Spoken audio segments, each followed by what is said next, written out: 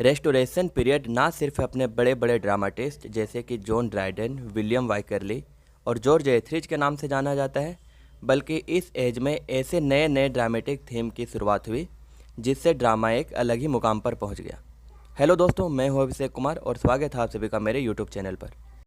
आज की इस वीडियो में हम रेस्टोरेशन पीरियड में हुए ड्रामा के डेवलपमेंट के बारे में डिस्कस करने वाले हैं।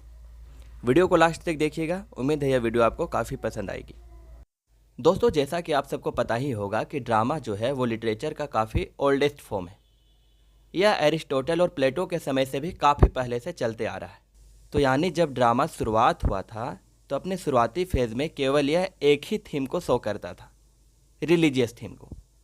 बाइबल जो था वो लैटिन लैंग्वेज में लिखा गया था शुरुआती समय में, तो नॉर्मल पीपल जो थे वो लैटिन को समझ नहीं पाते थे। तो उसी चीज़ को कि बाइबल में कहा क्या गया है, लिखा क्या गया है, इसी चीज़ को दर्शाने के लिए लोग जो हैं वो बाइबल की कोई स्टोरी को ड्रामा के जरिए रिप्रेजेंट करते थे ताकि लोगों को पता चले कि आखिर बाइबल कहना क्या चाहता है। तो कुछ इस तरह से रिलीजियस थीम के जरिए ड्रामा की शुरुआत हुई थी। तो शुरुआती समय में हम देखते हैं कि ड्रामा का केवल एक ही पर्पस था, बाइबल के मैसेज को लोगों तक पहुंचाना। लेकिन हम यूनिवर्सिटी विट्स के टाइम में आते हैं, रेनेसा पीरियड में, तो देखते हैं कि ड्रामा जो है वो वर्साटाइल हो गया था। अब लोग मनोरंजन के लिए ड्रामा देखते थे और ड्रामा करते थे। इसी तरह से शेक्सपियर हो गए, थॉमस किड हो गए, क्रिस्टोफर मार्लो हो गए, ये सारे जो थे वो ना केवल लोगों को मनोरंजन करने के लिए लिखते थे बल्कि उसे एक रोजगार का साधन भी बना लिया था। अब इसके बाद बात करते हैं हम लोग दोस्तों रेस्टोरेशन पीरियड के बारे में। रेस्टोरेशन पीरियड जो 1660 से स्टार्ट होकर के 1700 तक चला था, इससे पहले 1642 में ड्रामा को पूरी तरह से बैन कर दिया गया था, जैसा कि मैंने पहले भी वीडियो में बता दिया है। तो ड्रामा जो है 1660 के बाद फिर से रीओपन हो गया चार्ल्स दी सेकेंड के द्वारा। और इस टाइम काफ़ी सारे ड्रामेटिस्ट थे जैसे William Wycherley, George Etherege, Aphra Behn, John Dryden. ये सारे ड्रामा को एक अलग लेवल तक लेके चले गए। और इस पीरियड में ड्रामा के ग्रो होने का एक और रीज़न था दोस्तों, वो है थिएटर्स कंपनी का इस्टेब्लिशिंग। जी हाँ, इस पीरियड में दो ऐसे कंपनियां थी जो थिएटर को सुचारू रूप से चलाने के लिए काम करती थी, जिसमें पहला था द किंग्स कंपनी और एक दूसरा था द ड्यूक्स कंपनी। ये सारे मतलब जो है वो किंग के अंडर में ही आते थे ये दोनों कंपनी। तो ये ड्रामा को काफ़ी अच्छे तरीके से, मतलब आप समझ सकते हैं, ड्रामा को काफ़ी अच्छे तरीके से रिप्रेजेंट करते थे, या फिर इस टाइम में ड्रामा को ग्रो करने में काफ़ी ज़्यादा इंपॉर्टेंट रोल प्ले किया था।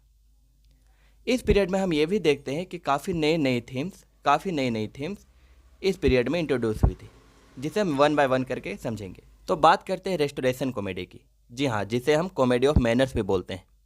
दोस्तों, comedy of manners restoration period में काफ़ी प्रचलित हुई थी और इसका मेन रीज़न था अपर क्लास लोगों का बिहेवियर, उनके एथिकेट्स, उनके मैनर। ये लोग जो हैं वो एक दूसरे के पति पत्नी होकर के भी इलीगल रिलेशनशिप बनाते थे। इनके बिहेवियर जो लोअर क्लास के लोगों के लिए था वो काफ़ी र्यूड था। ये अपने आप को ही सुप्रीम मानते थे। और भी कई सारे रीति रिवाज थे जो अपर सोसाइटी के लोग काफ़ी रूडली फॉलो करते थे, या फिर ऐसा समझिए कि उनका बिहेवियर बिल्कुल ख़त्म हो चुका था। तो इन सारी चीज़ों को, बैड मैनर्स को क्रिटिसाइज़ करने के लिए ड्रामाटिस्ट ने ड्रामा को अपना माध्यम चुना। ये अपने ड्रामा के जरिए अपर क्लास के लोगों को क्रिटिसाइज़ करते थे और उन्हें मैसेज देते थे। इसमें पहला नाम आता है विलियम वाइकरली का, जिनका एक वर्क है द कंट्री वाइफ। इसके बाद जॉर्ज एथरिज, जिन्होंने the man of the mode लिखा था। इसके बाद विलियम कॉन्ग्रीव, जो the way of the world लिखे थे। ये सारे रेस्टोरेशन कॉमेडी या कॉमेडी ऑफ मैनर्स के उदाहरण हैं। इसके बाद एक और नाम आता है दोस्तों अफ्रा बेन का, जिन्होंने एक बहुत ही अच्छी रेस्टोरेशन कॉमेडी द रोवर लिखी थी। ये एक पहली प्रोफेशनल फीमेल राइटर थी जिन्होंने अपने वर्क्स को पब्लिश करवाया था। इनकी जो वर्क्स थी वो स्पेशली एक्सप्लोर करती थी लव के थीम को, डिज़ायर्स के थीम को और सोशल एक्सपेक्टेशन के थीम को। तो ये कुछ उदाहरण थे, ये कुछ एग्जाम्पल थे कॉमेडी ऑफ मैनर्स के। इसके बाद बात करते हैं हीरोइक ट्रेजेडी की। तो ट्रेजेडी तो आप लोग समझते ही होंगे कि वैसा ड्रामा जो स्पेशली डार्क थीम पर बेस्ड होता है, जिसमें डेथ के सीन होते हैं, मर्डर के सीन होते हैं, तो इसे ट्रेजेडी कहा जाता है। लेकिन हीरोइक ट्रेजेडी क्या है?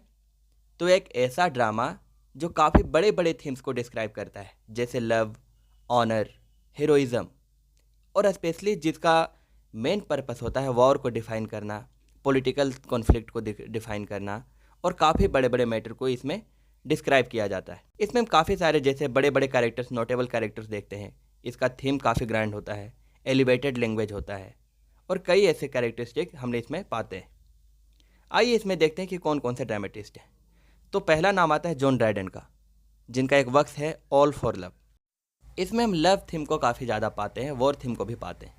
इसमें हम ये भी देखते हैं कि किस प्रकार से क्लियोपाट्रा के लिए एंटोनीस का लव है, और एंटोनी किस प्रकार एक रोमन लीडर के रूप में अपनी ड्यूटीज़ निभाता है। इसके बाद एक और इनका वर्क है द कॉन्क्वेस्ट ऑफ ग्रेनाडा। ये भी एक हीरोइक ट्रेजेडी है। इसमें भी हम काफ़ी वॉर, पॉलिटिकल कॉन्फ्लिक्ट वगैरह देखते हैं। इसके बाद एक और ड्रामेटिस्ट का नाम है दोस्तों थॉमस ऑटवे। इनका वर्क है वेनिस प्रिजर्व्ड। नेथनेल ली, इनका भी एक वर्क है द राइवल क्वीन। ये सारे हीरोइक ट्रेजेडी पर बेस्ड है दोस्तों इस एज में हम एक और नए प्रकार के ड्रामा देखते हैं, जिसका नाम है ओपेरा एंड म्यूजिकल ड्रामा। अब ये क्या था?